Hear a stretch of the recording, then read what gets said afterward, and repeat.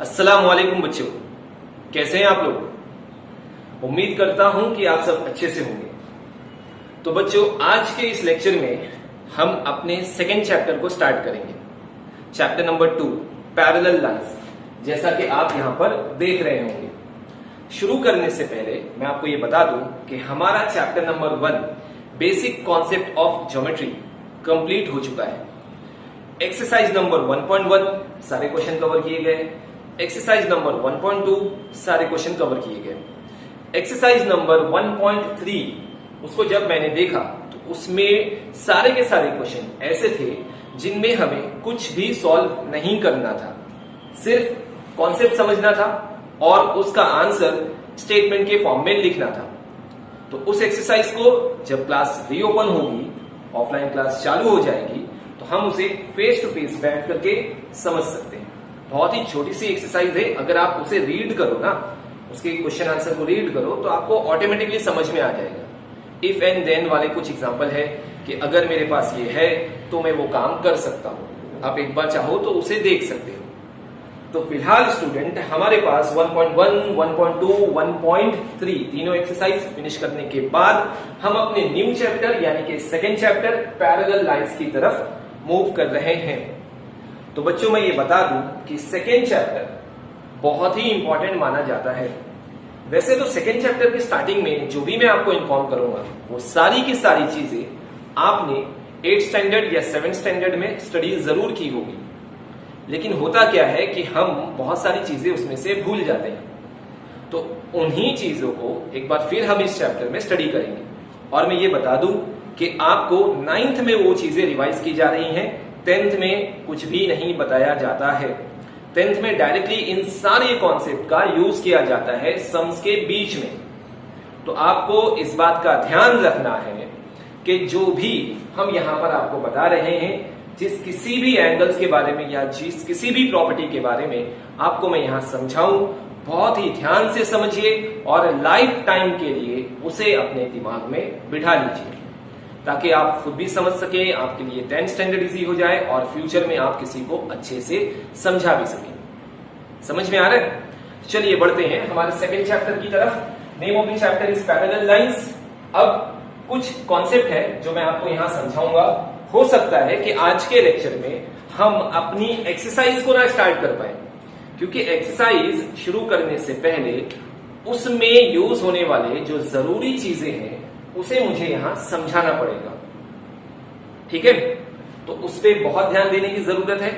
साथ ही साथ मैं यहां पर आपको एंगल्स वगैरह के बारे में इंफॉर्म करूंगा।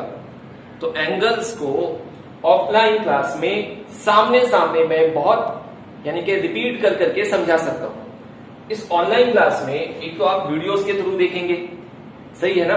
तो आप जरा ध्यान से देखेंगे कि मैं किस एंगल की बात कर रहा हूं, कहां पे मैंने एंगल का नंबर दिया है, कहां मार्किंग किया है। आपको डायग्रामेटिक रिप्रेजेंटेशन देखना है। तो फिर से मैं आप लोगों से ये रिक्वेस्ट करूंगा कि कंसंट्रेशन हटना नहीं चाहिए। जहां मैं फिंगर रखूं, जहां मैं मार्कर रखूं, जहां मैं मार्किंग करूं, वहां पर आपको बराबर ध्यान देना है और ये भी देखना है कि मैं उस एंगल का कौन सा नाम ले रहा हूं। ठीक है? तो आइए पहले 2.1 एक्सरसाइज को शुरू करने से पहले उसके लिए जो भी जरूरी चीजें हैं वो यहां पर एक बार देख लेते हैं। एक बार ये सारी चीजें आपको पता चल जाएंगी तो फिर हम अपने एक्सरसाइज को स्टार्ट करेंगे। मैं डायरेक्टली 2.1 स्टार्ट नहीं कर रहा हूं। फिर एक बार बता दूं कि ये नहीं समझेगा तो आप 2.1 सॉल्व नहीं कर सकते। ये सारी चीजें अगर आपको क्लियर हो गई तो 2.1 आपके लिए बहुत आसान हो जाएगा। ठीक है? चलिए, इतना समझा दिया। अब आते हैं हमारे सेकेंड चैप्टर पैरेलल लाइंस की तरफ। ये सारे कॉन्सेप्ट जो 2.1 में यूज होंगे वो मैंने यहाँ पर लिख दिए हैं। एक एक करके इनको मैं यहाँ समझाने की कोशिश करूंगा। ध्यान से देखिए। ठीक है? देखिए, सबसे पहला तो नेम ऑफ द चैप्टर है पैरेलल लाइंस, वो भी मैंने यहाँ पे लिया हूं। बच्चा सोचिएगा ना कि पैरेलल लाइंस का मतलब क्या। तो जो चैप्टर का नाम है पहले तो उसका मतलब समझना है। फिर उसके बाद है मेरे पास ट्रांसवर्सल, जो इसमें बार बार यूज होगा क्वेश्चन के अंदर। Corresponding angle, alternate angle, interior angle, linear pair angle, vertically opposite angle. तो यहां पर अगर मैं एंगल्स की बात करूं तो 1, 2, 3, 4, 5 टाइप के एंगल मैं आपको समझाऊंगा। और ऊपर की ये जो दो वर्ड है पैरेलल लाइंस और ट्रांसवर्सल, ये भी ज्योमेट्री से रिलेटेड है, तो इसे भी हम समझाएंगे। लेकिन अगर सबसे इंपॉर्टेंट बात करूं तो ये एंगल्स होते हैं हमारे लिए, ठीक है। चलिए देखते हैं सबसे पहले पैरेलल लाइंस किसे कहते हैं। चलना शाबाश, बोलो तो जरा पैरेलल लाइन किसे कहते हैं, किसी को पता है? बहुत इजी है सर, हमने 5th स्टैंडर्ड में, 6th में, 7th में सीखे पैरेलल लाइंस। दो ऐसे लाइन जो कभी एक दूसरे को इंटरसेक्ट नहीं करते उसे हम क्या कहेंगे? पैरेलल लाइंस, ठीक है ना। ऐसे समझा रहा हूं, अभी और अच्छे से देखेंगे। दो ऐसे लाइन जो कभी एक दूसरे को इंटरसेक्ट नहीं करते, those two lines are called parallel line. The lines which are never intersect each other are called parallel lines. ऐसे दो लाइन जो एक दूसरे को कभी इंटरसेक्ट नहीं करेंगे उसे हम पैरेलल लाइंस कहते हैं। तो अब स्टूडेंट, अब आप सोच रहे होंगे ऐसे कोई भी दो लाइन जो इंटरसेक्ट नहीं करते, इंटरसेक्ट समझता है ना सबको, तो यहां पर अगर हम देखें, ध्यान से देखिएगा, और अगर हम यहां देखें लाइन L और लाइन M, दिख रहा है आप लोगों को?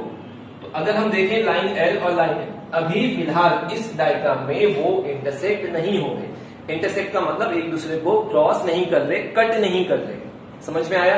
तो आप देख रहे होंगे कि यहां पर अभी उनका इंटरसेक्शन नहीं हुआ है। लेकिन जैसा मैंने आपको कल बताया था कि लाइन किसे कहते हैं, लाइन की कोई एंडिंग नहीं होती। अगर आप इस एरो का मतलब समझते हो तो ये लाइन आगे बढ़ेगा और इस M वाले लाइन को भी हम आगे बढ़ाएंगे। जब ये दोनों आगे बढ़ेंगे तो फिर ये यहां पर आके इंटरसेक्ट हो जाएंगे। तो क्या ऐसे दोनों लाइन को इंटरसेक्ट पैरेलल लाइंस कहेंगे हम? नहीं ना, ऐसे दोनों लाइन को हम पैरेलल लाइन कहेंगे? नहीं कहेंगे। मैंने क्या कहा? The line which never intersect each other, जो कभी इंटरसेक्ट नहीं होंगे, चाहे उसे आप कितना भी आगे लेकर के चले जाओ, कितना भी एक्सटेंड कर लो, इंटरसेक्ट नहीं होना चाहिए, तो उसे क्या कहेंगे हम? पैरेलल लाइंस कहेंगे। समझ में आ रही है बात? तो ये हमारा पैरेलल लाइंस हो गया, ठीक है। और एक और बात, पैरेलल लाइंस मतलब आप ये मत समझिए कि सर मैंने एक लाइन यहाँ पे इस बोर्ड पे बना लिया और एक लाइन मैंने आपके स्कूल के बोर्ड पे बना लिया, तो क्या वो दोनों लाइन पैरेलल है? ऐसा नहीं। एक ही प्लेन में दो लाइन होना चाहिए।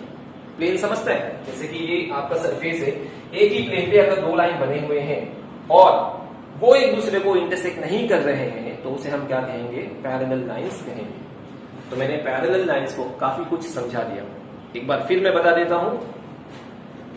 द लाइन्स, जैसे कि यहां पर एग्जांपल लेते हैं लाइन L का, और एक और लाइन लेते हैं स्ट्रेट लाइन, लाइन M का। लाइन L और दूसरी लाइन क्या बताया मैंने आपको? L और M, ये दोनों लाइन जो है कोप्लेनर है। कोप्लेनर का मतलब एक ही प्लेन पर आते हैं और साथ ही साथ इन दोनों का इंटरसेक्शन नहीं होगा। तो line L is parallel to line M और उसे रिप्रेजेंट करेंगे इस तरह से। ये दिख रहा है? ये सिंबल दिख रहा है आपको? इसको हम पैरेलल लाइंस को प्रेजेंट करने के लिए यूज करते हैं। तो क्या पढ़ेंगे इसे? Line L is parallel to line M। समझ में आया? दो लाइन एक ही प्लेन पे होना चाहिए, साथ में वो एक दूसरे को इंटरसेक्ट नहीं करना चाहिए, कभी भी नहीं करना चाहिए। लेफ्ट में एक्सटेंड कर लो, राइट में एक्सटेंड कर लो, इंटरसेक्ट नहीं होगा तो उसको क्या बोलेंगे हम? Parallel lines. तो यहां पर हमारा पहला वाला कॉन्सेप्ट पैरेलल लाइंस का क्लियर होता है। समझ में आया? डेफिनेशन सुन लीजिए। The lines which are coplanar and never ever intersect each other are called parallel lines. ये उसका डेफिनेशन है, एक बार फिर से सुन लीजिए। The lines which are coplanar, जो क्या है? कोप्लेनर। कोप्लेनर का मतलब एक ही प्लेन पे, एक ही सरफेस पे, ठीक है। मैंने एग्जांपल दिया ना कि एक लाइन यहां होगी, एक लाइन आपके स्कूल के बोर्ड पे होगी, तो उसको हम कोप्लेनर नहीं बोलेंगे, वो दो अलग अलग प्लेन पे है। तो डेफिनेशन में क्या आएगा? The lines which are coplanar and never ever intersect each other, और वो कभी भी एक दूसरे को इंटरसेक्ट नहीं करेंगे, तो ऐसे लाइंस को क्या बोलोगे आप? Parallel lines. समझ में आ गया? डेफिनेशन आप अपने टेक्स्ट बुक में भी ढूंढ सकते हैं। ये हमारा पैरेलल लाइन का पहला कॉन्सेप्ट क्लियर है, ठीक है। पैरेलल लाइंस के बाद है ट्रांसवर्सल। क्या है? ट्रांसवर्सल। अब इसे क्या कहते हैं या किसको कहते हैं? ट्रांसवर्सल बहुत आसान है, एक ऐसा लाइन जो किसी भी दो या तीन दूसरी लाइन को इंटरसेक्ट करते हुए पास होगा। एक ऐसी लाइन जो कोई भी दो या तीन लाइन को इंटरसेक्ट करते पास हो जाएगा। समझ में आया? जैसे कि यहां पर अगर मैं इस डायग्राम की बात करूं तो यहां पर आप देख सकते हो कि लाइन L और लाइन M ये दोनों स्ट्रेट है एकदम, इन दोनों के बीच का डिस्टेंस इक्वल है, ये कभी इंटरसेक्ट नहीं होंगे, तो ये दोनों क्या हो गए? पैरेलल हो गए। और ऊपर से जो ब्लैक कलर की लाइन आपको दिख रही है, दैट इज लाइन P, ये इन दोनों का क्या होगा? ट्रांसवर्सल। समझ में आया? ट्रांसवर्सल जो सिर्फ किसी भी दो या तीन लाइन को या उससे ज्यादा लाइन को ऐसे इंटरसेक्ट करते हुए अलग अलग पॉइंट पे इंटरसेक्ट करेगा और आगे पास हो जाएगा, तो उसको हम क्या कहेंगे, ट्रांसवर्सल। समझ में आया ट्रांसवर्सल? तो आपका पैरेलल लाइंस हो गया, ट्रांसवर्सल हो गया। ठीक है, एक ऐसा लाइन जो किसी भी 2 या 3 या 4 लाइन को डिफरेंट पॉइंट पे इंटरसेक्ट करते हुए पास हो जाएगा। डिफरेंट पॉइंट मतलब अगर आप यहां देखो पॉइंट, ये जो लाइन बी है उसने यहां पर एक बार इंटरसेक्ट किया है और एक बार यहां पर इंटरसेक्ट किया है, 2 अलग अलग पॉइंट है ना, डिस्टिंक्ट पॉइंट।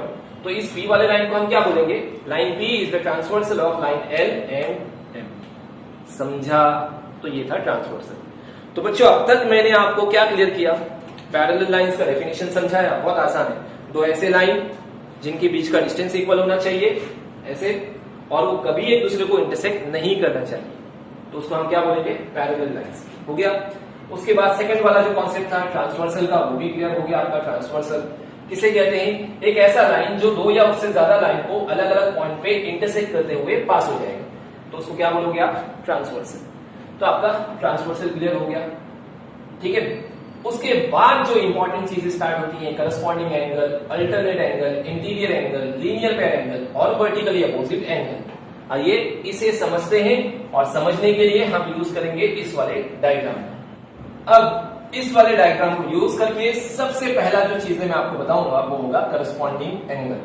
क्या होता है, कैसे देखते हैं, कैसे बनता है करस्पॉन्डिंग एंगल, उसे पहले आप समझिए। ठीक है, करस्पॉन्डिंग एंगल, करस्पॉन्डिंग एंगल तो मैं आपको बता देता हूं अलग से भी डायग्राम में। मान लेते हैं हमारे पास ऐसी 2 लाइन, ठीक है, 2 लाइन है और ये उनका क्या है, ट्रांसवर्सल। तो इसके इंटरसेक्शन की वजह से आपको ना यहां पर, आप अगर यहां पर ध्यान से देखें इस वाले एंगल और इस वाले एंगल को, यानी कि अगर हम ऐसे इसको करें, थोड़ा सा डार्क करके मैं आपको समझा रहा हूं, तो आपको इंग्लिश का अल्फाबेट एफ के जैसा दिख रहा होगा। क्या बोला मैंने, इंग्लिश का अल्फाबेट एफ कुछ इस तरीके का, या आपको इंग्लिश का नंबर 7, या आपको उल्टा एफ भी दिख सकता है। समझ में आ रहा है? तो ये सारे जो आपके हैं, ये इस तरीके की जो सिंबल बनेंगे यहां पर या इस वाले डायग्राम में, उसको हम करस्पॉन्डिंग एंगल पेयर बोलते हैं। एक बार फिर समझिए, कोई भी 2 लाइन को अगर कोई ट्रांसवर्सल इंटरसेक्ट करके पास होता है तो वहां पर ऐसे डायग्रामेटिक रिप्रेजेंटेशन आते हैं, या तो वो एफ के जैसा बनेगा, या 7 के जैसा बनेगा, या उल्टा 7 जैसा बनेगा, या उल्टा एफ जैसा बनेगा। समझ में आ रहा है? तो ऐसा भी हो सकता है। तो इन सारी चीजों को हम क्या बोलेंगे, करस्पॉन्डिंग एंगल बोलेंगे। समझ में आ रहा है चीजें? आइए देखते हैं यहाँ पे इस डायग्राम में करस्पॉन्डिंग एंगल कहां कहां बनता है। देखिए ये 2 लाइन पैरेलल है और ये उसका क्या है, ट्रांसवर्सल हो गया। ठीक है, अब करस्पॉन्डिंग एंगल अगर हम ऑब्जर्व करें तो देखिए यहाँ पे मैंने ना नंबर्स के यूज करके आपको एंगल समझाने की कोशिश कर रहा हूँ। अल्फाबेट अभी यूज नहीं किया हूं, पहले हम नंबर से समझ लेते हैं, फिर जब क्वेश्चन में अल्फाबेट आएंगे तो उसे देखेंगे। यहाँ थोड़ा आसानी के लिए मैंने ये नंबर यूज किया हूं।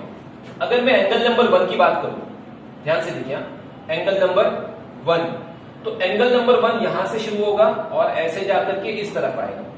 दिखा ये एंगल नंबर 1 जिसको मैंने क्रॉस मार्किंग किया हूं, ये आपका एंगल नंबर 1 है।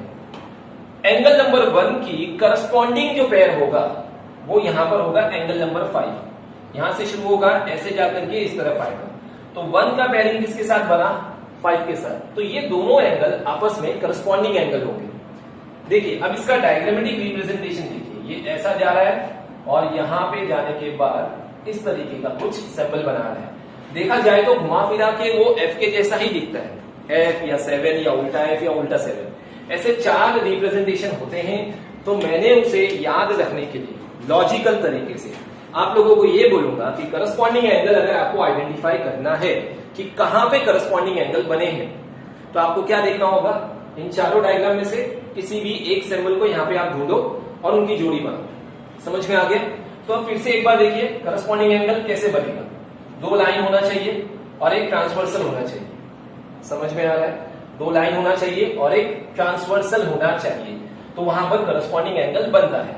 अब अगर मैं यहां पर, ये दोनों लाइन है और ये पी उसका ट्रांसवर्सल है, तो यहां पर मैं एंगल नंबर 1 को देखूं तो ये ऐसा बन रहा है, और इसके साथ जो करस्पॉन्डिंग एंगल बनेगा वो एंगल नंबर 5 होगा। यहां से शुरू होगा, इस तरफ आएगा, तो 1 और 5 की जोड़ी आप देखोगे तो ये वाला सिंबल आपको दिखता है। ठीक है, तो 1 की जोड़ी किसके साथ बनाओगे, 5 के साथ। ध्यान से देखो, यहां पर ये एंगल लाइन के ऊपर बना है, तो उसका जोड़ीदार भी मैं कहां ले रहा हूं, लाइन के ऊपर ही ले रहा हूं, तो उसको बोलेंगे करस्पॉन्डिंग, 1 to 1। यहां पर देख रहा हूं तो इसके साथ यहां देख रहा हूं, 1 के साथ 8 को नहीं देखूंगा, क्योंकि अगर 1 और 8 को देखोगे तो ये इस तरीके का कोई भी डायग्राम नहीं बनाते। हमको दो ऐसे एंगल ढूंढना है जो या तो F बनाए, या तो 7 बनाए, या उल्टा F बनाए, या उल्टा 7 बनाए, और उन दोनों को आप करस्पॉन्डिंग एंगल पेयर बोलोगे। समझ में आया? समझ में आया ना? डायग्रामेटिक रिप्रेजेंटेशन देखना है, बहुत ध्यान से देखना है। मैं बार बार रिपीट करूंगा, इसलिए मैंने पहले ही कहा था, हो सकता है कि मैं एक्सरसाइज को स्टार्ट ना कर पाऊं। जब तक आप लोगों को ये चीजें अच्छे से नहीं समझेंगे, तब तक आप 2.1 स्टार्ट करके भी क्या कर लेंगे, समझ में नहीं आएगा। तो इसे समझ लो, नहीं समझ में आ रहा है, मैं 2 से 3 बार रिपीट करूंगा, आप देखिए उसको, वीडियोस को बार बार पलट के देखिए, आपको समझ में आ जाएगा, इतना भी मुश्किल नहीं है। ठीक है, आइए एक बार फिर देखते हैं करस्पॉन्डिंग एंगल कैसे बनता है। 2 लाइन होना चाहिए और ट्रांसवर्सल होना चाहिए। ठीक है, पहले मैं आपको करस्पॉन्डिंग एंगल बता रहा हूं, आगे वो कॉन्ग्रुएंट होंगे या नहीं होंगे वो बात की बात है, पहले आप करस्पॉन्डिंग एंगल समझ लो। 2 लाइन और एक ट्रांसवर्सल, ये 2 लाइन और एक ट्रांसवर्सल। अब कहां देखना है हमको, इन चारों सिंबल को यहां पर ढूंढना है। इनके जैसा कुछ बनता हुआ डायग्राम दिखा तो उन दोनों एंगल को आप करस्पॉन्डिंग एंगल पेयर बोलोगे। समझ में आया? चलिए ढूंढते हैं। तो सबसे पहला अगर मैं 1 से स्टार्ट करूं, ये एंगल और इसका जोड़ीदार कहां बनेगा, 5 पर, तो बाकी सबको भूल जाओ आप, बाकी सबको भूल जाओ। तो आपको ना पूरा देखो, यहां से ऐसे स्टार्ट करो, ध्यान से देखो जरा, यहां से ऐसे स्टार्ट करो, ये आया नीचे तक और यहां पर ऐसे आ गया, तो ये आकर के ऐसे चले गया, फिर बीच में ये एक लाइन आ गई, तो आपको ये वाला रिप्रेजेंटेशन दिख रहा होगा। समझ में आया? तो इस लाइन के ऊपर और इस लाइन के ऊपर, मतलब ये एंगल नंबर 1 और एंगल नंबर 5, ये दोनों आपके क्या बनाएंगे, करस्पॉन्डिंग एंगल। समझा? अभी समझा ना? और कोशिश करते हैं। ऐसे करस्पॉन्डिंग एंगल के यहां पर इस वाले डायग्राम में 4 पेयर बनेंगे। 4 पेयर का मतलब 4 जोड़ी बनेगी।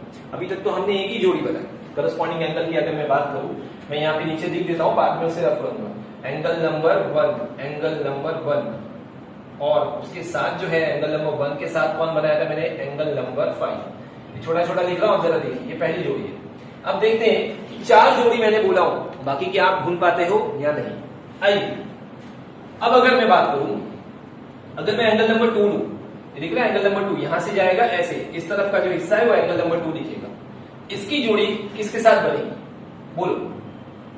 अगर आपको करस्पॉन्डिंग बनना है तो अगर आप एंगल नंबर 2 की जोड़ी 7 के साथ बनाओगे तो इनमें से कोई भी डायग्राम दिख रहा है क्या, नहीं ना। एंगल नंबर 2 के साथ 7 बनाओगे तो 2 ऐसा है और 7 वाला ऐसा नीचे इस तरफ है, तो ये तो कनेक्शन ही नहीं हुआ। F बनना चाहिए, उल्टा F बनना चाहिए, 7 बनना चाहिए, या उल्टा 7 बनना चाहिए।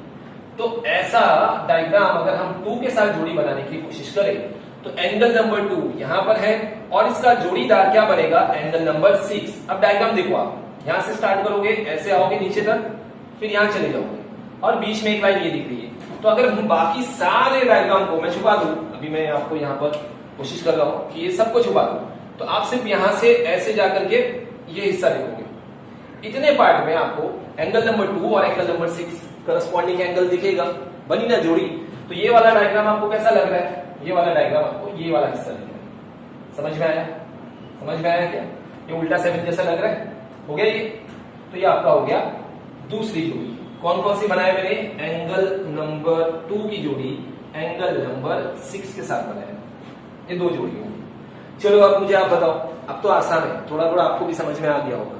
तीसरी जोड़ी कोई बता सकता है, सलमान? तीसरी जोड़ी, हाँ बोलो, तीसरी जोड़ी क्या बनेगी? अगर 1 2 हो गया, अगर मैं 3 से स्टार्ट करूं तो ध्यान से देखो, 3 की जोड़ी किसके साथ, F बनना चाहिए या 7 बनना चाहिए? तो 3 इधर आ रहा है ना, ऐसा ये आ रहा है ना, तो इसका जोड़ीदार F कौन बनाएगा? यहां से स्टार्ट करो, यहां से ऐसे आया, ध्यान से देखो, क्योंकि आप सामने नहीं हो, क्वेश्चन नहीं पूछ सकते हो, इसलिए आप ध्यान से देखो जरा।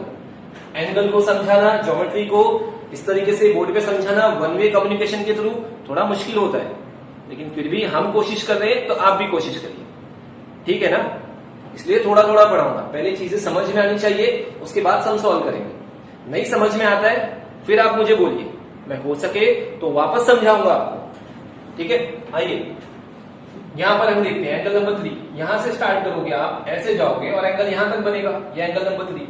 इसको एफ के जैसा कुछ दिख रहा है आपका जोड़ीदार, यहां से स्टार्ट करके ऐसे नीचे आओगे पूरा यहां तक, और दूसरा एंगल यहां से शुरू होगा ऐसे आएगा इधर बनेगा। तो किसकी जोड़ी किसके साथ बन रही है? एफ। बाकी सब भूल जाओ, एफ को बनाने की कोशिश करो। ये देखो यहां से ऐसा, फिर इधर, फिर ये, तो एफ बना आपको। इंग्लिश का अल्फाबेट एफ दिख रहा है, देखो मैं यहां बना के दिखाता हूं। ये ऐसा दिखा कुछ, यहां से ये आया, फिर नीचे तक गया, और फिर ये वाली लाइन आ गई, बिल्कुल ऐसे दिख रहा है ना। तो यहाँ पर कौन सा एंगल है? 3। यहाँ पे कौन सा एंगल है? 7। तो तीसरी जोड़ी कौन सी बनी? एंगल नंबर 3 और एंगल नंबर 7 बना ना करस्पॉन्डिंग। तो मैं ये बोलूंगा angle number 3 is corresponding angle to angle number 7। ये हो गया हमारी तीसरी पेयर ऑफ करस्पॉन्डिंग एंगल। अब 7 भी हो गया, सॉरी एफ हो गया। एफ के बाद क्या बचता है? 7 बचता है। 7 वाला ढूंढ के बताओ, एक ही तो बचा हुआ है। तो जरा ध्यान से देखो, अब इस तरफ आ जाओ। 1 हो गया, 2 हो गया, 3 हो गया, कौन बचा? एंगल नंबर 4 बचा हुआ है। 4 की जोड़ी किसके साथ बनेगी? एक ही तो बचा है, 8 हुआ। तो देखो क्या उसने 7 जैसा कुछ बनाया है। देखो यहां से शुरू करो, यहां जाओ, नीचे आओ, और उसके बाद ये 7 दिखा। 7 मैं यहां बना के दिखाता हूं, ये ऐसा, फिर ये नीचे तक आए, फिर ये 7। तो यहां पर आपका एंगल नंबर 4 है और यहां पर आपका एंगल नंबर 8 है। तो ये दोनों एंगल क्या बनेंगे? Corresponding angle, pair of corresponding angle. तो करस्पॉन्डिंग एंगल समझ में आया पक्का? ऐसे एक डायग्राम में करस्पॉन्डिंग एंगल के कितने पेयर बनते हैं? 4 पेयर बनते हैं, ठीक है। अब एक बार मैं फिर आपको रिपीट कर दूं, करस्पॉन्डिंग एंगल क्या होता है। अगर 2 लाइन है और कोई ट्रांसवर्सल है, तो यहां पर करस्पॉन्डिंग एंगल का फॉर्मेशन इस तरह से हो सकता है, ठीक है। कैसे देखना है वो मैंने आपको समझाया। 1 की जोड़ी किसके साथ बनेगी? 5 के साथ। तो आपको ये ऐसा वाला डायग्राम दिखेगा, ठीक है। 2 की जोड़ी 6 के साथ बनेगी, उसके बाद 3 की जोड़ी मैंने 7 के साथ बनाया जो एक्जैक्टली एफ के जैसा दिख रहा है, और 4 की जोड़ी 8 के साथ बनाया जो एक्जैक्टली किसके जैसा दिख रहा है? 7 जो हमारा नंबर होता है उसके जैसा दिख रहा है। तो यहाँ पर करस्पॉन्डिंग एंगल को आपको पहचानना होगा। इसी तरह के डायग्राम आपको बहुत सारे क्वेश्चन में रिपीट होंगे। 9th स्टैंडर्ड में ये पूरे चैप्टर में आएगा, फिर उसके बाद आगे भी आएगा, 10th स्टैंडर्ड में भी आपको आएगा। ध्यान रखें, इसलिए समझा रहा हूं, बहुत ही शांतिपूर्वक समझा रहा हूं। फास्ट नहीं जाना है, समझना है, ठीक है ना। तो अब तक मैंने आपको कौन सा क्लियर किया? Corresponding angle. तो करस्पॉन्डिंग एंगल में ये 4 तरह के डायग्रामेटिक रिप्रेजेंटेशन आपको याद रखना है। दिमाग में सोचना है कि अगर यहाँ कोई आया डायग्राम ऐसा बना और आपको क्वेश्चन पूछ रहा है कि भाई करस्पॉन्डिंग एंगल आइडेंटिफाई करके बताओ, उनकी 4 जोड़ी ढूंढ के बताओ, तो आप सोचोगे हाँ सर ने 4 ना सिंबल बनाए थे, एफ बनाए थे, 7 बनाए थे, उल्टा एफ बनाए थे और उल्टा 7 बनाए थे। वही 4 बनेंगे, 5वां करस्पॉन्डिंग एंगल इसमें बनेगा ही नहीं। 4 ही जोड़ी बनती है, समझ में आ रहा है? तो उसको याद रखने का और ढूंढ के निकालने का। अब यहाँ मैंने अल्फाबेट नहीं लिखा हूं, एक बार पहले हम नंबर से सीख जाए, एंगल को पहचानने लगे, उसके बाद अल्फाबेट भी यूज करेंगे, स्लो स्लो बढ़ते हैं, ठीक है। चलिए करस्पॉन्डिंग एंगल हो गया। और मैं हाँ फिर आपको याद आ गया तो आपको बता दूं कि मैंने सिर्फ करस्पॉन्डिंग एंगल की पेयरिंग बनाई, इनके बीच में क्या रिलेशन होता है और रिलेशन होने के लिए क्या कंडीशन होनी चाहिए वो अभी नहीं बताया, ठीक है ना। सिर्फ हम आइडेंटिफाई कर रहे हैं इनमें क्या प्रॉपर्टीज होती है करस्पॉन्डिंग एंगल में, वो हम एक बार इसको कवर कर ले, फिर मैं आगे बताता हूं, ठीक है। चलिए करस्पॉन्डिंग एंगल हो गया। अब आते हैं अल्टरनेट एंगल, ठीक है। मैं इसको रफ कर देता हूं और हम दूसरा वाला कैटेगरी की तरफ बढ़ते हैं जिसका नाम क्या है आपका? Alternate angle. कौन सा एंगल है? Alternate angle. अब अल्टरनेट एंगल को अगर आपको पहचानना है तो आपको याद रखना होगा इंग्लिश का अल्फाबेट जेड। जेड पता है ना, जिगजैग जो बनता है उसी को बोलते हैं। तो अल्टरनेट एंगल को अगर आपको याद रखना है लॉजिकल, तो आपको क्या याद रखना होगा? इंग्लिश का अल्फाबेट जेड। या तो आप इस तरीके से सीधा जेड बना लीजिए, या तो आप क्या कर लीजिए ऐसा उल्टा जेड बना लीजिए, ठीक है। या कभी कभी इस तरीके से एन भी बनता है, लेकिन फिलहाल आप यही पहचान के रखो तो ज्यादा अच्छा है, इंग्लिश का अल्फाबेट जेड। अब आपको ढूंढना है कि अल्टरनेट एंगल कैसे बनेगा। आइए देखते हैं, इस वाले डायग्राम को देखो, अल्टरनेट एंगल कहीं बन रहा है, ऐसा जेड के ऐसा बन रहा है। कौन से नंबर की जोड़ी किसके साथ बनेगा? जेड में। अब आपको देखना है एंगल कहां बनता है, जरा मैं फिर यहां से आपको बड़ा सी दिखा दूं। अगर ये आपका जेड है तो एक एंगल यहां का फॉर्म हो रहा है और एक एंगल यहां पे फॉर्म हो रहा है, दिख रहा है ना। तो इसकी जोड़ी इसके साथ बना है। ये सारे भी जो मैंने नाम लिखा हूं, corresponding angle, alternate, interior, linear pair, vertical, ये पेयर्स के फॉर्म में होते हैं, अकेले अकेले नहीं होते हैं, ध्यान रखना। पेयर्स मतलब हमेशा 2 रहेंगे। अगर मैं बोलूंगा एक करस्पॉन्डिंग एंगल है तो मैं खुद ही रहूंगा, एक नहीं होता। कितना होता है? 2 होता है। अल्टरनेट एंगल एक नहीं होता, 2 होगा। समझ में आ रहा है? इंटीरियर एंगल 2 होगा, वर्टिकली अपोजिट एंगल 2 होंगे, लीनियर पेयर एंगल 2 होंगे। तो हमको एक साथ क्या देखना होगा, 2 देखना होगा। तो अगर मैं ऐसा देखूं, समझ ले ये कोई एक एंगल बना है, तो एक एंगल यहां से शुरू होकर यहां तक बनेगा, जो मेन एंगल यहां का फॉर्मेशन। फिर एक एंगल अगर आप इस लाइन को ऐसे देखो और इसको ऐसे देखो, तो यहां एक एंगल बन रहा है, ये बीच में, ये दिखा ना। अगर मैं इसको नंबर दे दूं, ये नंबर 1 और ये नंबर 2, तो ये जिगजैग जैसा दिख रहा है, जेड के जैसा दिखा आपको। तो ये दोनों क्या कहलाएंगे, अल्टरनेट एंगल। समझा कुछ डायग्रामेटिक रिप्रेजेंटेशन। अब ऐसा ही हमको यहां ढूंढना है अल्टरनेट एंगल के लिए। तो आइए देखते हैं। अब अगर हम देखें, यहां से अगर स्टार्ट करें, पहला जेड बनाने की कोशिश करते हैं। यहां से ऐसे जाओगे, फिर नीचे आओगे, फिर यहां बढ़ जाओगे, तो बिल्कुल ऐसे दिख रहा है ना। यहां से गया ये लाइन, फिर नीचे की तरफ आए, फिर इस तरफ बढ़ गए। तो यहां पे जो एंगल लिखा है इस वाले डायग्राम में, क्या लिखा हुआ है, 4। और यहां पे जो एंगल लिखा हुआ है इस वाले डायग्राम में, क्या लिखा हुआ है, वो 6। तो अब अल्टरनेट एंगल की जोड़ी कौन सी बनी, एंगल नंबर 4 और एंगल नंबर 6। समझा, ये अल्टरनेट एंगल की जोड़ी है। एक बार फिर हम इसको कहीं समझ लेते हैं। मान लेते हैं ये 2 लाइन है और ये उसका ट्रांसवर्सल, ठीक है। तो आप ध्यान से देखो, ये गया, ये और ये। एग्जैक्टली जेड बनना जरूरी नहीं है। मैंने क्या कहा कि हम उसको पहचानने के लिए इन अल्फाबेट्स को याद करने की कोशिश करते हैं कि उनमें से ढूंढे भाई अल्टरनेट एंगल को कैसे याद रखेंगे। तो मैं आपको बता रहा हूं कि कहीं पे भी देखने का तो जेड के जैसा देखने का, कि कुछ भी जिगजैग जैसा बना तो इसके बीच का एंगल और इसके बीच का एंगल, ये दोनों क्या रहेगा, अल्टरनेट एंगल रहेगा। समझ में आ रहा है। अब ये तो हो गया सीधा जेड। उल्टा जेड भी बनता है ना। यहां से अगर शुरू करें तो ये लाइन ऐसे आएगी, फिर यहां, फिर यहां, देख रहे हो ना ध्यान से। फिर हम यहां पर उसको बना के देखने की कोशिश करते हैं। अगर मैं फिर बनाऊं एक डायग्राम, तो उसके लिए मैं आपको ना यहाँ पे यूज कर रहा हूँ, बाद में रफ कर दूं। ये 2 लाइन और ये ट्रांसवर्सल हो गए। अब आप यहाँ पे देखो, कौन सा देखोगे आप, इस तरफ वाला देखो, उल्टा से। यहां से शुरू करना है, ये दिख रहा है, यहां से शुरू करना है, फिर नीचे आना है, फिर इस तरफ चले जाना है, इधर ये और ये। इधर मैं बाकी सब आपको रफ कर दूं तो आप देख रहे होंगे एक एंगल आपको यहां बना है और एक एंगल आपको यहां बना है। तो ये ऐसा उल्टा सेट बना है ना, दिखा उल्टा सेट। तो ये भी क्या होगा, अल्टरनेट एंगल। अल्टरनेट एंगल हमेशा ट्रांसवर्सल के आइदर साइड पे होता है। आइदर साइड मतलब एक ट्रांसवर्सल के उस तरफ होगा तो एक इस तरफ होगा, इसलिए नाम ही है उसका अल्टरनेट, ठीक है। तो जो ट्रांसवर्सल पास हो रहा है ना, एक इस तरफ होगा, जैसे ये 4 इधर है तो इसका जोड़ीदार कहां बनेगा, 6 बनेगा, इस तरफ बनेगा। दोनों एक ही साइड पे नहीं होंगे, ध्यान रखना। एक ही साइड पे होंगे तो वो अलग हो जाएंगे, वो इंटीरियर हो जाएंगे। आगे देखेंगे, फिलहाल हम किसको देख रहे हैं, अल्टरनेट। समझ में आया अल्टरनेट जेड के हिसाब। तो अगर मैं यहाँ पे देखूं इस वाले डायग्राम में, तो ऐसे जाकर के फिर नीचे आएंगे, फिर इस तरफ बढ़ जाएंगे, तो ये पूरा जेड के जैसा बन रहा है। तो यहाँ पर जो बना पहला, ये एक एंगल बना जिसका नाम क्या है, एंगल नंबर 4। फिर उसके बाद इस तरफ जो एंगल बना है वो क्या है, एंगल नंबर 6। तो अगर मैं अल्टरनेट एंगल की बात करूं तो कितनी जोड़ी बनी, पहली जोड़ी बन गई 4 और 6 की। तो अल्टरनेट एंगल के लिए मैं समझ लो उसको यहां लिखता हूं, एंगल नंबर 4 और एंगल नंबर 6। तो ये आपका क्या बन गया, अल्टरनेट एंगल की एक जोड़ी बन गई सीधे जेड में। अब उल्टे जेड में जो यहां समझाया था वो ढूंढ के बताओ तो इस डायग्राम में ढूंढना। तो अहमद रजा, उल्टा जेड बनाओ तो यहां से शुरू करोगे, ऐसे जाओगे और फिर इस तरफ आओगे। तो कौन कौन से एंगल की पेयरिंग फॉर्म होगी, एंगल नंबर 3। यहाँ पे एक एंगल बन रहा है, दिख रहा है ना, 2 लाइन के बीच में जो बनता है ना उसको एंगल बोलते हैं। जैसे कि अगर ये हाथ देखो और ये हाथ देखो, तो इन दोनों के बीच में यहाँ पे जो एंगल बनेगा वो एक एंगल होता है। तो अगर ये एक हाथ है और ये एक हाथ है, तो इसके बीच में यहाँ एक एंगल बन रहा है ना, ये जो मैंने काला मार्किंग किया, एंगल नंबर 3, ये एंगल एक बन गया। अब पेयरिंग ढूंढना है इसका, तो जेड या उल्टा जेड बनना चाहिए। तो यहां से ऐसे शुरू करके इस तरफ आओगे, 3 की पेयरिंग किसके साथ, दिख रहा है ना यहाँ पर एक एंगल 5 के साथ। समझा। तो ये रहा आपका एंगल नंबर 3 और एंगल नंबर 5। ये वाला डायग्राम आप देखोगे तो आपको समझ में आ जाएगा। यहाँ पर एंगल नंबर 3 लिखा है, यहाँ पे एंगल नंबर 5 लिखा है, दिख रहा होगा उल्टा जेड के साथ। तो हमारी एक और जोड़ी बन गई, एंगल नंबर 3 और एंगल नंबर 5। ये कौन सा था, अल्टरनेट एंगल। समझ में आया अल्टरनेट एंगल। तो इस तरीके से देखना है। अच्छा हाँ, फिर बता दूं अल्टरनेट एंगल में क्या रिलेशन होता है वो हम बाद में समझेंगे। पहले ये समझ लें कि वो बनते कैसे। तो हमारा अल्टरनेट हो गया, करस्पॉन्डिंग भी हो गया।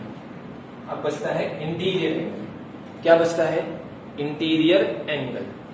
आइए देखते हैं। जैसे कि नाम से एक्सप्रेस हो रहा है, इंटीरियर का मतलब क्या होता है, अंदर की तरफ, ठीक है। इंटीरियर समझाने से पहले मैं जरा इन पार्ट को रफ कर दूं, क्योंकि बोर्ड पे इतनी जगह बची नहीं है। समझाने के लिए मेरे को अलग अलग डायग्राम बनाने पड़ते हैं, तो इसलिए थोड़ा सी आप 2 मिनट रुकिए, इसको मैं रफ कर दूं। रफ करने के बाद हम दूसरे एंगल को देखें। ये हमारे काम की चीज है, इसलिए मैं इसे रफ नहीं कर रहा हूं। अब हम अपने तीसरे वाले एंगल, इंटीरियर एंगल की तरफ आते हैं। अब ये क्या होता है? हाँ, तो मैंने आपको क्या बताया कि जैसा कि क्या दिख रहा है, नाम में क्या लिखा हुआ है, इंटीरियर। इंटीरियर का मतलब अंदर की तरफ। तो देखते हैं कि कैसे बनेगा। तो अगर आपको इंटीरियर एंगल पहचानना है तो आप ना इंग्लिश का अल्फाबेट जो होता है कुछ सी के ऐसा दिखा, या तो इस तरीके से भी देख सकते हो, या आप इसको ऐसे भी देख सकते हो यू, या आप इसको उल्टा यू भी देख सकते हो, ऐसे भी देख सकते हो। तो 4 अलग अलग डायग्राम है यहाँ पर पहचानने के लिए। ठीक है, सी जैसा दिखेगा, उल्टा सी जैसा दिखेगा, यू के ऐसा दिखेगा, या उल्टा यू के ऐसा दिखेगा। अगर डायग्राम थोड़ा अलग रिप्रेजेंटेशन में आए तो ये उल्टा यू या उल्टा सी भी बनाता है। वो क्वेश्चन में आएगा तो मैं आपको बताऊंगा। फिलहाल हम इस वाले डायग्राम के हिसाब से देखें तो इंटीरियर एंगल क्या बना रहा है, सी बनाएगा या तो उल्टा सी बनाएगा। हमेशा इंटीरियर अंदर, 2 लाइन के अंदर आएगा। आओ देखते हैं। अब देखो, एक लाइन एल है और एक लाइन एम है, तो जो इंटीरियर है वो इन दोनों के बीच में रहेगा, अंदर ही रहेगा, बाहर नहीं रहेगा। नाम है क्या, इंटीरियर, तो अंदर रहेगा। ये दोनों लाइन के अंदर रहेगा। तो अगर हम सबसे पहले सी वाले डायग्राम को ऑब्जर्व करें, तो अगर हम यहां से स्टार्ट करेंगे ना, तो ये ऐसे जाकर के इधर आएगा, फिर ये बनाएगा। तो आप ध्यान से देखो, ऐसे जाकर के ऐसे आ रहा है कुछ सी वाला डायग्रामेटिक रिप्रेजेंटेशन। मुझे भी पता है, आपको भी पता है कि एग्जैक्टली सी नहीं बन रहा है। हम सिर्फ लॉजिकल तरीका ढूंढ रहे हैं उनको अपने दिमाग में उस डायग्राम को रिप्रेजेंट करने के लिए कि हाँ ऐसा बनेगा तो ये इंटीरियर होगा, एफ के जैसा बनेगा तो वो करस्पॉन्डिंग होगा, जेड के जैसा बनेगा तो वो अल्टरनेट होगा। समझ में आ रहा है? हर एंगल के लिए आपको पहचानने के लिए हम कुछ लॉजिकल अल्फाबेट को यूज करते हैं और उसको मैंने यहाँ रिप्रेजेंट कर रहा हूं। तो अगर हम थे इंटीरियर में, तो आप ध्यान से देखो, इस लाइन को यहां से देखोगे, फिर ऐसे आओगे, फिर ये, तो क्या सी जैसा कुछ बना? तो ये दोनों लाइन के अंदर जो एंगल बनेंगे ना, उसको हम क्या बोलेंगे, दे आर इंटीरियर एंगल। समझा? है ना आसान? सी के ऐसा। तो इंटीरियर एंगल की जोड़ी कितनी बनेगी? 2 बनेगी। एक इधर सी बनेगा और एक यहाँ उल्टा सी बनेगा, ये वाला। ऊपर नीचे नहीं देखना है, ऊपर देखोगे तो बाहर हो जाएगा।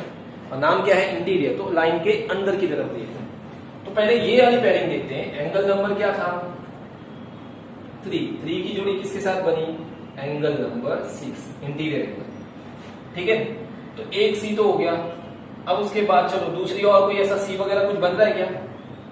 देख के बताओ तो डायग्राम में। इकरा पटेल, देखो तो जरा, है यहाँ पर कोई? हाँ, ये रहा। यहां से स्टार्ट करेंगे, ऐसे जाएंगे और इस तरफ आएंगे, तो आपको ये वाला डायग्राम दिख रहा है। ये दिख रहा है ऐसा, इधर से ऐसे आओगे, फिर ये, फिर ये। बिल्कुल ऐसा ही यहाँ पर एक रिप्रेजेंटेशन आपको दिखता है। तो यहाँ पे जो अंदर एंगल बनेगा, दैट इज एंगल नंबर 4, और अंदर यहाँ पे क्या बन रहा है? 5। तो 4 और 5 की जोड़ी बनी। ये कौन सा है हमारा? इंटीरियर एंगल, एंगल नंबर 4 और एंगल नंबर 5। समझ में आया? ये था इंटीरियर एंगल, है ना आसान? 1-2 बार आप प्रैक्टिस करोगे, 1-2 बार आप इसको लिख के बना करके देखोगे, आपको पूरी समझ में आ जाएगी। तो यहाँ पर हो गया इंटीरियर एंगल। कैसे अल्फाबेट दिखेंगे आपको? सी जैसा दिखेगा, उल्टा सी जैसा दिखेगा। अगर ये डायग्राम ऐसे वर्टिकल हो जाए तो वो यू के जैसा भी दिखेगा। जब कभी बनाऊंगा तो मैं बता दूंगा, या उसको उल्टा यू में भी देख सकते हैं। तो जब कभी वो आएगा तो बताऊंगा, क्योंकि अभी मैं इसको मिटाऊं फिर बनाऊं तो काफी वीडियो में टाइम चले जाएगा। इसलिए जरा ध्यान से देखो, सी या उल्टा सी यू के जैसा भी बन सकता है, या उल्टा यू के जैसा भी बन सकता है। तो ये हमारा तीसरा एंगल हो गया, दैट इज इंटीरियर एंगल। तो मैं उम्मीद करूं, क्योंकि मैं यहां तो आप आंसर दे नहीं सकते हो, तो उम्मीद ऐसा करूं कि आपको समझ में आ रहा होगा। अब मैं 100% श्योर नहीं हूं, लेकिन इतना तो भरोसा है कि हाँ भाई आप लोगों को ये चीजें समझ में आ रही होंगी। ठीक है, आप एक काम करना, व्हाट्सएप करना कि हाँ सर सब समझ में आया। अगर आया तो जबरदस्ती नहीं, अगर आपको समझ में आया ना तो आप मेरे नंबर पे या ऑफिस के नंबर पे या किसी भी नंबर पे जो भी आपके पास सेव है उसमें आप जाकर के व्हाट्सएप करिए कि हाँ सर आज का लेक्चर समझ में आया। नहीं समझ में आया तो आप वहां डाउट्स भी लिख के भेज सकते हैं। तो हो सकेगा मैं आपको ऑफिस में बुला करके भी वो डाउट्स क्लियर कर दूं। ठीक है, क्योंकि समझना जरूरी है, नहीं समझोगे तो आगे क्वेश्चन सॉल्व नहीं कर पाओगे। ठीक है, चलिए आगे बढ़ते हैं। इतनी बातों के बाद अगर हम और आगे देखें करस्पॉन्डिंग है, अल्टरनेट इंटीरियर। अब ये दो बचे, लीनियर पेयर एंगल और वर्टिकल अपोजिट एंगल, यानी कि वर्टिकली अपोजिट एंगल। ये कैसे होते हैं वो भी यहां पर बनेंगे। एक ही डायग्राम में मैं आपको सब दिखा रहा हूं, ठीक है। तो लीनियर पेयर एंगल, अब लीनियर का मतलब होता है स्ट्रेट, सुनना होगा। लीनियर का मतलब क्या होता है? स्ट्रेट। पेयर का मतलब मैंने आपको कल भी बताया था, जोड़ी, और जोड़ी में कितने होंगे? दो। वैसे ये सभी जोड़ी में होते हैं। तो स्ट्रेट लाइन पे जो दो एंगल बनेंगे उसको बोलेंगे लीनियर पेयर एंगल। एक सीधी लाइन होगी और उसमें दो एंगल दिखने चाहिए। तो अगर मैं लीनियर पेयर एंगल की बात करूं तो मुझे इंग्लिश का अल्फाबेट टी के जैसा दिखता है कुछ, ये स्ट्रेट लाइन और ये नीचे की तरफ, या उल्टा टी के जैसा दिखता है। समझ में आ रहा है? और भी अगर आप देखो तो और भी दिख सकते हैं, जैसे कि आपको ऐसा वाला टी भी दिखता है, तो इसको भी उल्टा करके देख सकते हो। चार तरह के डायग्राम बनेंगे, फिलहाल यहाँ जगह नहीं है तो आप इतना सकते हो, टी या उल्टा टी, यही घुमा करके। तो लीनियर पेयर एंगल अल्फाबेट कौन सा? टी या उल्टा टी, या इस तरीके से भी टी बना लो, या इसको भी उल्टा करोगे तो ये लाइन इधर आ जाएगी। तो ऐसे डायग्राम वहां पर आपको ऑब्जर्व करना है। किसके लिए? लीनियर पेयर के लिए। और पेयर में कितने रहेंगे? दो रहेंगे। एक साथ कितने ढूंढना? दो ढूंढना, एक नहीं ढूंढने का। तो लीनियर पेयर एंगल, इंग्लिश का अल्फाबेट टी। चलिए ये देखते हैं लीनियर पेयर एंगल कहां पे बन रहा है, इंग्लिश का अल्फाबेट टी या उल्टा टी।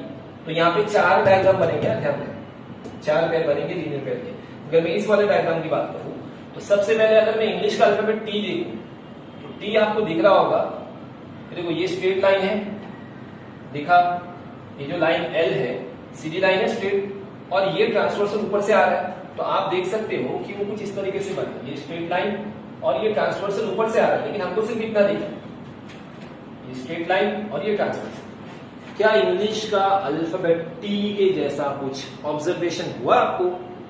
तो यहां पर एक एंगल बन रहा है, दिखा ना, और एक एंगल उसके बाजू में बन रहा है। दोनों बाजू में मतलब एडजेसेंट बोलते हैं इसको। हाँ, ये भी याद आ गया आपको। तो एडजेसेंट होते हैं लीनियर पेयर जो होते हैं, वो हमेशा एडजेसेंट होते हैं, आजू बाजू में भी बनता है। ऐसा नहीं कि यहाँ देखना है तो वहां देखना है, हमेशा आजू बाजू में रहेगा। तो ये दोनों क्या हो जाएगा? Linear pair angle. समझा? Linear pair angle. तो ये हो गया आपका लीनियर पेयर। देखो, तो अगर मैं इस वाले डायग्राम में देखूं तो ये ब्लू वाली लाइन है और ये ब्लैक वाली लाइन है, तो एंगल नंबर 4 और 3 ये क्या बनेगा आपका? Linear pair angle.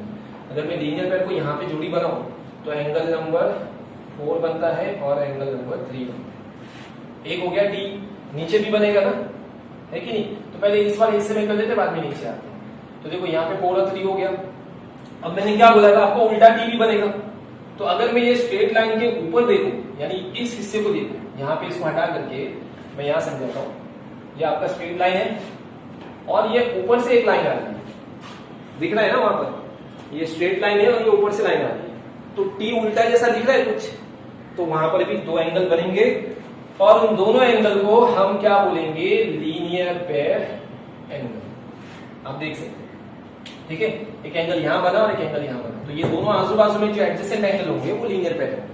तो यहाँ पर ऐसा डायग्राम यहाँ पे कहां दिख रहा है? ये सीधी लाइन है, स्ट्रेट लाइन, और ये ऊपर से आ रहा है। तो एंगल नंबर 1 और angle number 2 linear pair angle, angle number 1 और एंगल नंबर 2।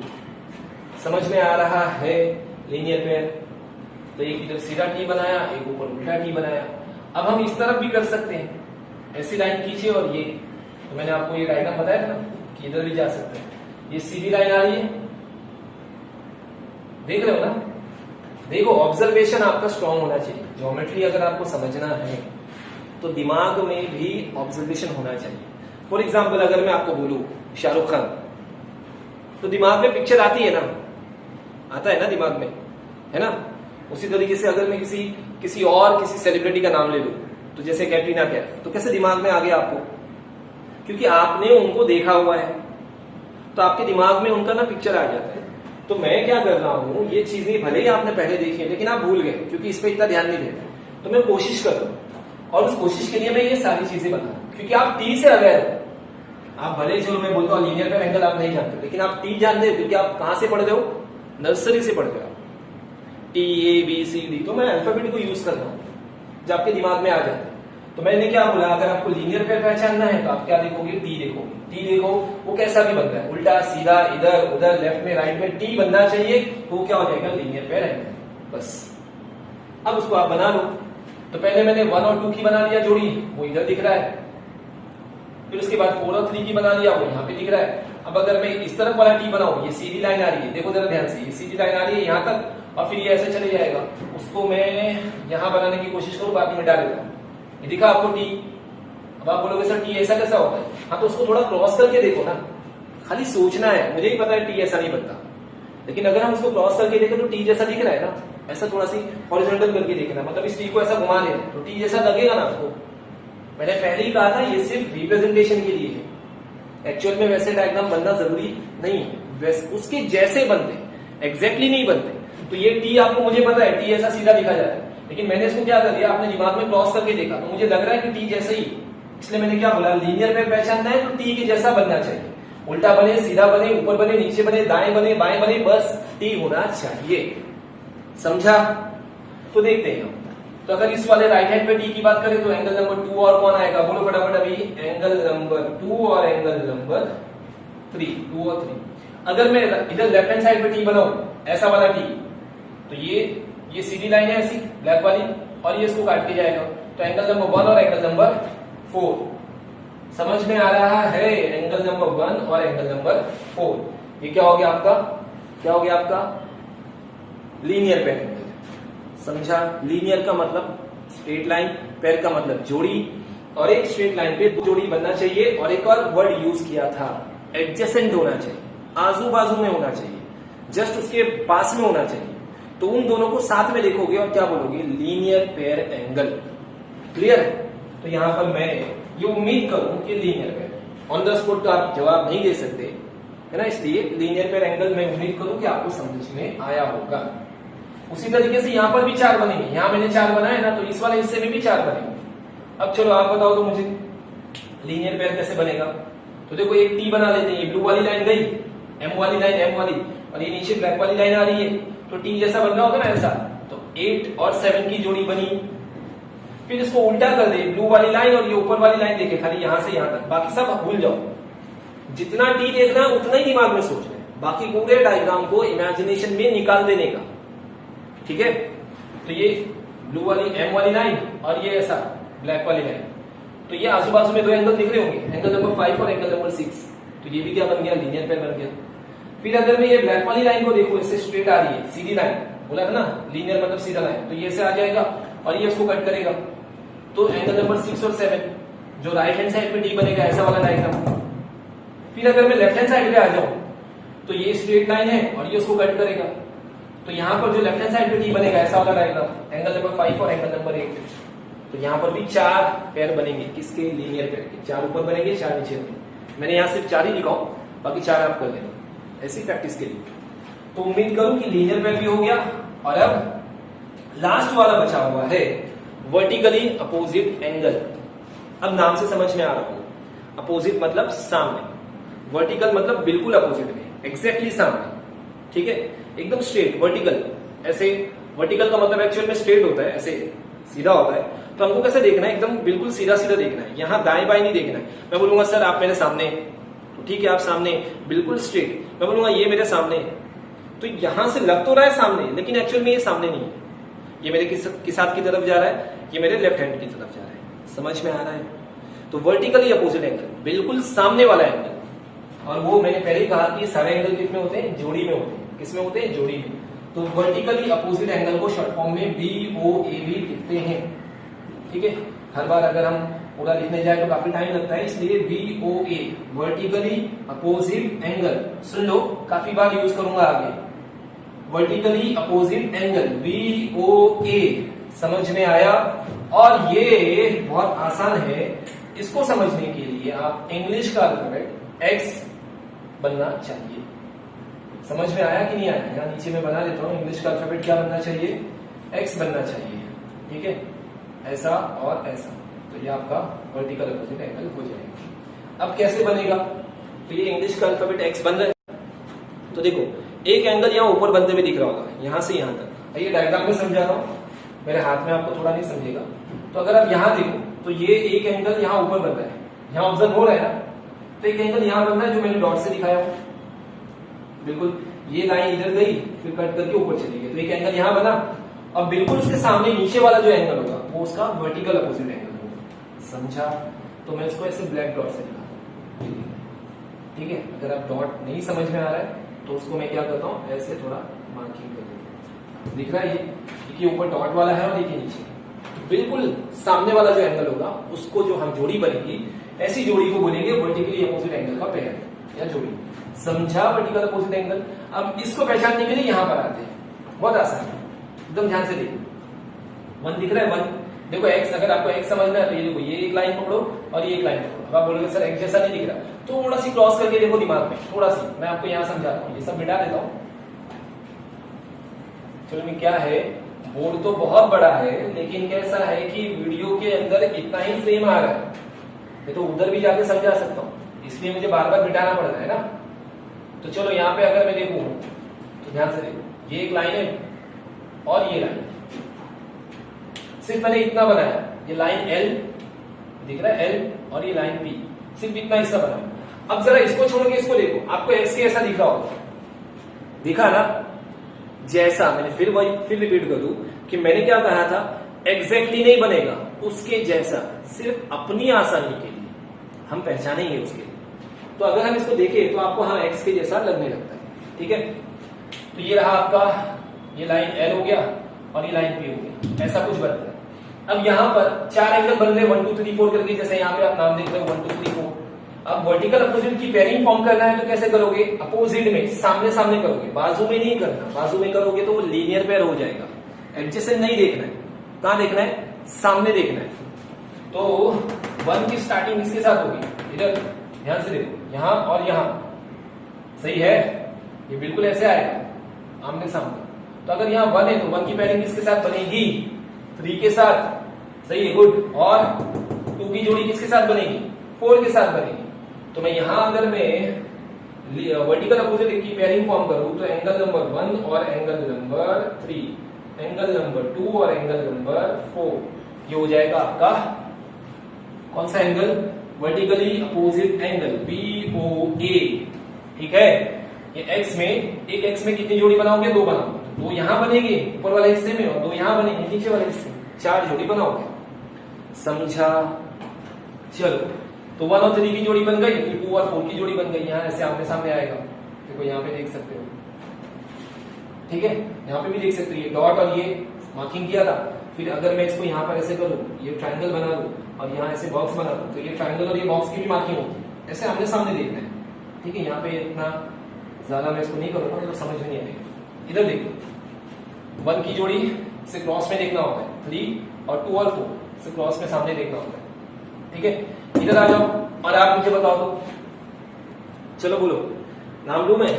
हाँ, नाम मेरे सामने है अर्शद का। अर्शद बोलना तो जरा 5 और 5 के साथ कौन सा वर्टिकल अपोजिट एंगल होगा, 7, गुड, आवाज आई अर्शद, 5 और 7, ठीक है।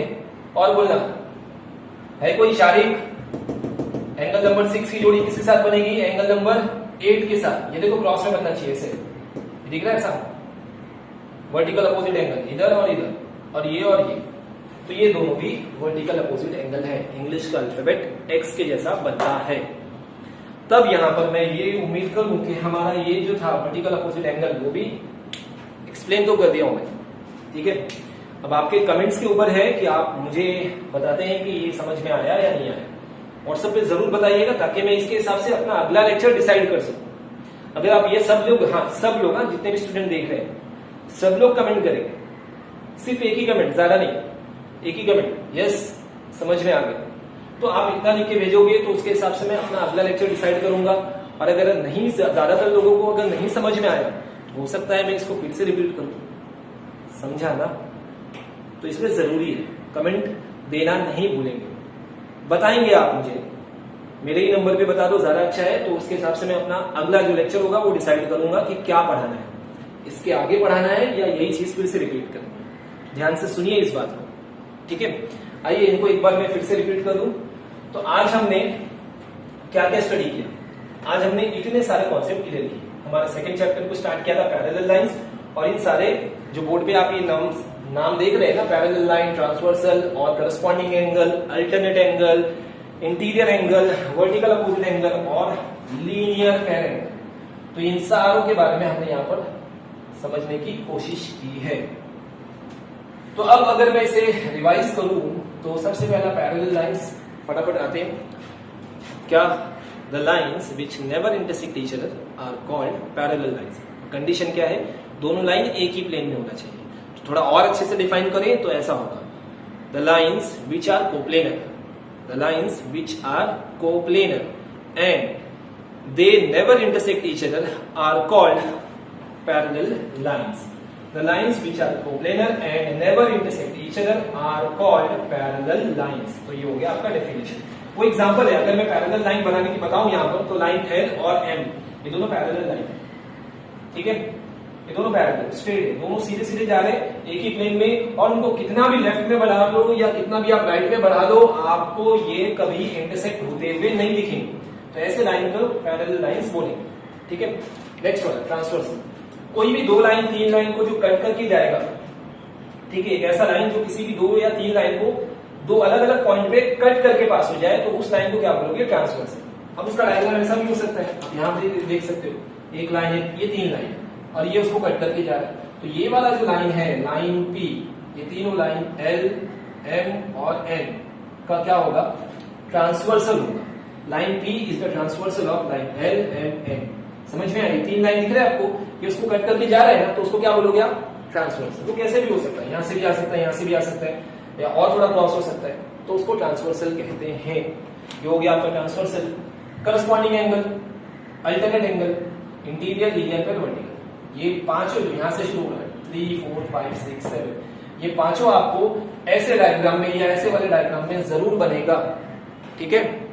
मतलब ये कि ये पांचों जो एंगल है वो आपको एक ही डायग्राम में दिख सकते हैं, या मैं ऐसे भी कह सकता हूं कि जब कभी आपको इस तरीके का कोई भी डायग्राम होगा, आप दिमाग में सोच लेना, सर ये पांचों एंगल वहां पे जरूर बनेंगे, और इसी के ऊपर हमारा पूरा चैप्टर डिपेंड करता है। तो आइए इसमें से हम करस्पॉन्डिंग एंगल देखते हैं कैसे बनेगा। इंग्लिश का अल्फाबेट F बनेगा या उल्टा F बनेगा, इंग्लिश का नंबर 7 बनेगा या उल्टा 7 बनेगा, और ऐसे जो जोड़ी बनेगी उनकी जोड़ी को हम क्या बोलेंगे? Corresponding angle pair. अब अगर यहाँ पे देखें तो ये आपको दिख रहा है, एक बार फिर समझ लेते हैं, ये ऐसे गया और ऐसे नीचे की तरफ आया, और ये 7 जैसा हिस्सा दिख रहा है, बाकी सब भूल जाओ, खाली 7 को देखो, दिखा 7। तो यहाँ पर एंगल कहां बन रहा है? 4 और किसकी जोड़ी? 8 की जोड़ी, ठीक है? तो ये हो गया आपका एक कौन सा एंगल? Corresponding angle. फिर आप बाजू में देख सकते हो, ये F के ऐसा एग्जैक्टली इंग्लिश का अल्फाबेट F यहाँ से शुरू हुआ, इधर आया, नीचे की तरफ गया, फिर ये, तो ये ऐसा बनता हुआ दिखा ना। तो एंगल नंबर 3, यहाँ पे क्या लिखा हुआ है? 3। नीचे की तरफ देखना, ऊपर वाला एंगल नहीं देखना, लाइन के अंदर। यहाँ लाइन के नीचे बना, तो यहाँ भी लाइन के नीचे कौन सा आएगा? 7 आएगा, 3। ये 3 है, तो यहाँ पे ये नहीं देखोगे, यहाँ पे आप लाइन के नीचे देख रहे हो ना, ब्लू लाइन के नीचे, तो यहाँ पर भी आपको लाइन के नीचे ही देखना है, तो उसको हम क्या बोलेंगे? Corresponding angle. 3 की जोड़ी किसके साथ बनी? 7 के साथ, यहाँ आप देख सकते हो, ठीक है? 3 की जोड़ी 7 के साथ। तो ये हो गया आपका करस्पॉन्डिंग एंगल। इंग्लिश का अल्फाबेट F, 7, उल्टा F या उल्टा 7।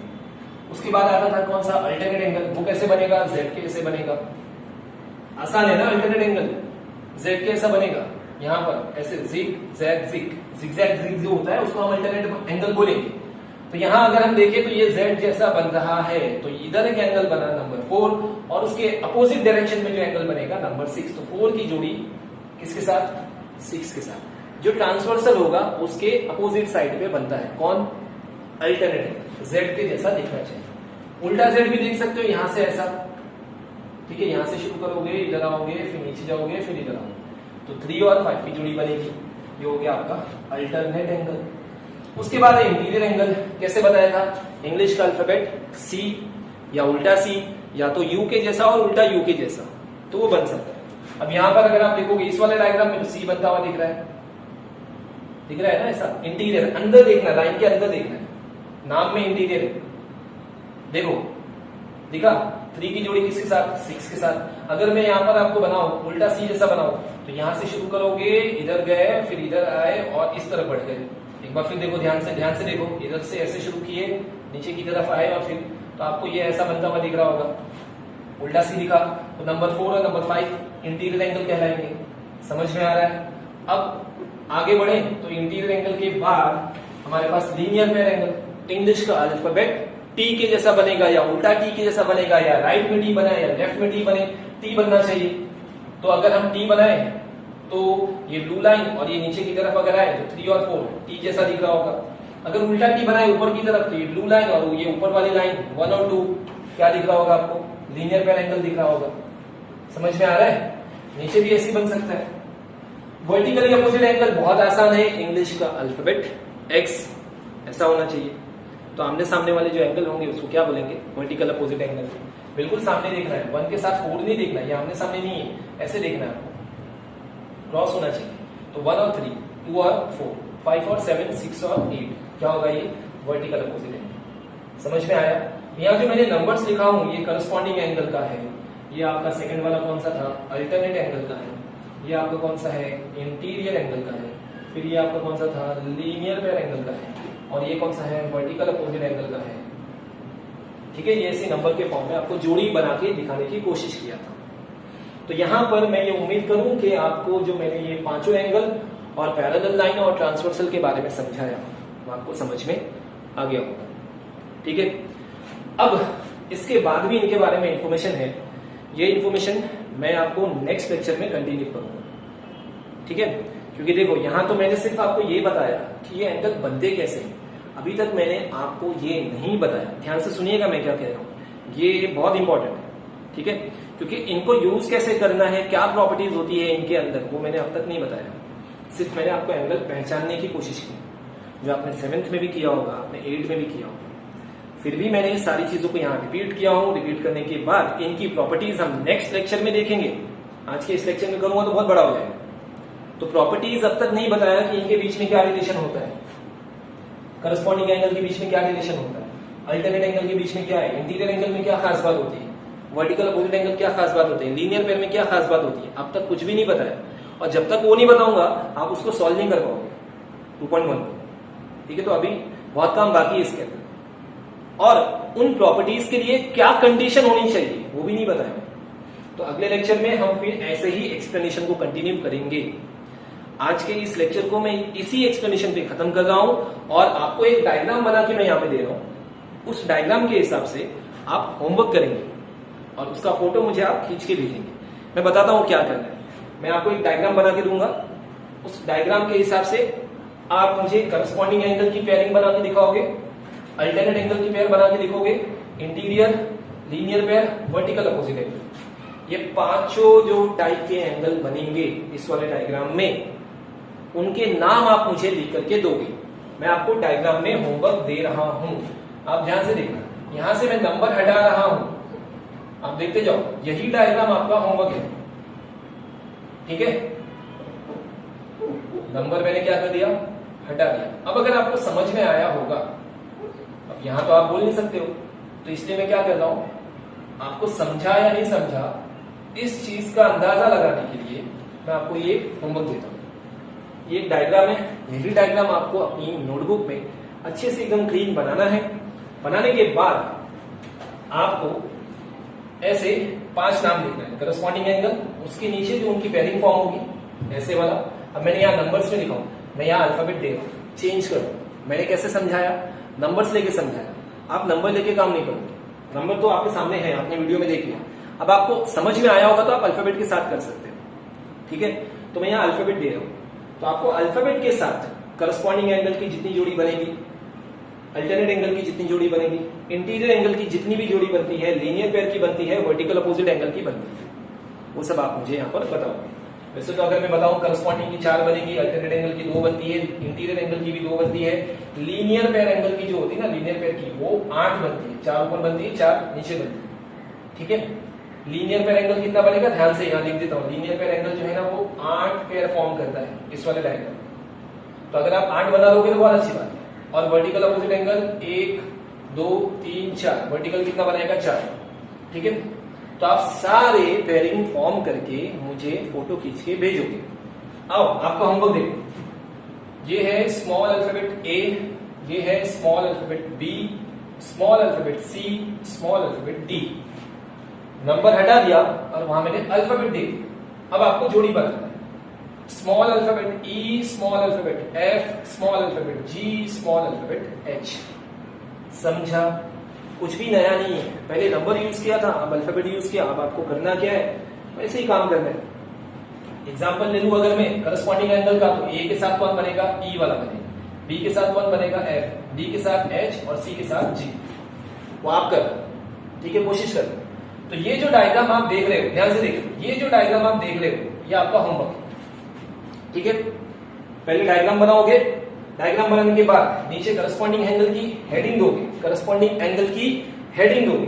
हेडिंग देने के बाद जो भी आप पेयर फॉर्म करोगे, जैसे ए का जोड़ी किसके साथ बनेगा, ई के साथ बनेगा, तो angle A comma angle E, ऐसे चारों जोड़ी जो बनेगी वो आपको नीचे लिखना है, करस्पॉन्डिंग हो जाएगा। उसके बाद आप अल्टरनेट पे आओगे, दो जोड़ी बनेगी, जिसकी भी बनेगी, अब आप समझ गए होंगे, मैं यहाँ आपको नहीं बता रहा, दो जोड़ी आपको नीचे लिख करके भेजना है। फिर इंटीरियर एंगल जितनी जोड़ी बनती है वो नीचे लिखना है। लीनियर पेयर की 8 जोड़ी बनती है, 8 लिख दोगे तो अच्छी बात है, नहीं तो कम से कम 4 लिखने का। वर्टिकल अपोजिट एंगल की 4 जोड़ी बनेगी, 4 लिख करके फोटो खींचोगे और व्हाट्सएप करोगे।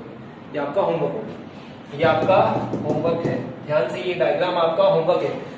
कम से कम 10 बार बोल चुका हूं, होमवर्क होना चाहिए मुझे, ठीक है। तो चलिए, पैरेलल लाइंस, और उम्मीद करता हूं कि आपको ये सारे एंगल्स के बारे में समझ में आ गया होगा कि ये कैसे बनते हैं। फिर बता दूं, इनकी प्रॉपर्टीज हम नेक्स्ट लेक्चर में पढ़ेंगे। आज के इस लेक्चर में इतना ही, मिलते हैं अपने नेक्स्ट लेक्चर में, तब तक के लिए अस्सलाम वालेकुम।